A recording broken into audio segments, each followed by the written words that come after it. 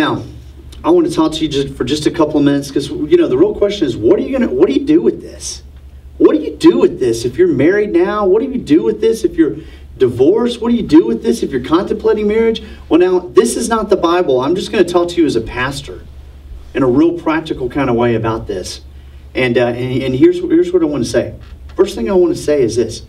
If we were sitting across the table from each other at Starbucks and we were chatting about this, or sitting in my family room, here's what I'd say. First thing you need to do is you need to take a deep breath. Just, and you need to say, God, I believe.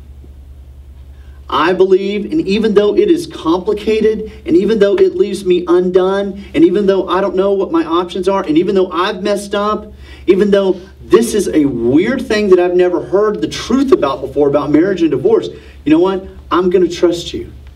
And although it is very difficult to figure out where I go from here, I'm just going to kind of trust you. I'm going to believe in what your word says. And you know, if you were sitting across the table from me, I would say to you, I'd say, you know what? The honest truth about this is that this is a place for you to start with the grace of God. And you just admit to God, and you say, God, I want you to know that I believe that when two came together, they created a oneness. I don't understand that mystery. I know it wasn't just sex. I know it was something much bigger than that. And I don't get all that, but I truly believe that, and I have lived it. And some of you have lived it to the nth degree. And I'm going to trust that that is the truth, even though it's hard for me to swallow. I'm going to believe you. That's where you started a relationship with him. You says, you know what? I screwed up. I made a mistake. I don't understand what comes next, but I know I need you. And I need you to lead me. And I believe what you say about marriage and about the nature of it is true. Second thing I would say to you is this. Not only believing, but also confessing. I'm going to say to you, some of you are married here today, and you might be struggling, or you might be wondering why we've contemplated divorce. You might be wondering, why are we having so much conflict? Why are things so hard? And Jesus answers your question. You know what he says?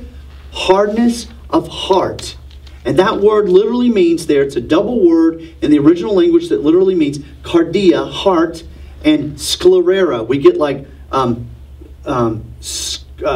cardiac scleria from that. In other words, hardening of the arteries, right? So what was once soft, what was once malleable, what was once just really a wonderful thing has gotten hard, has gotten cold, has gotten crusty.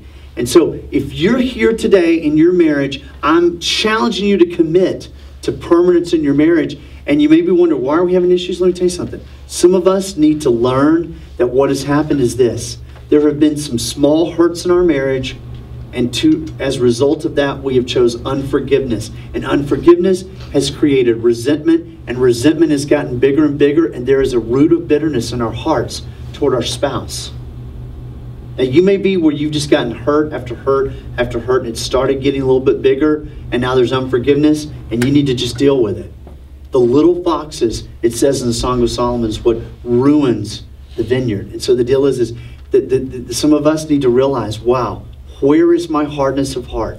What do I need to change? What do I need to let God do to acknowledge my hurts and to forgive my spouse and to allow God to soften my heart?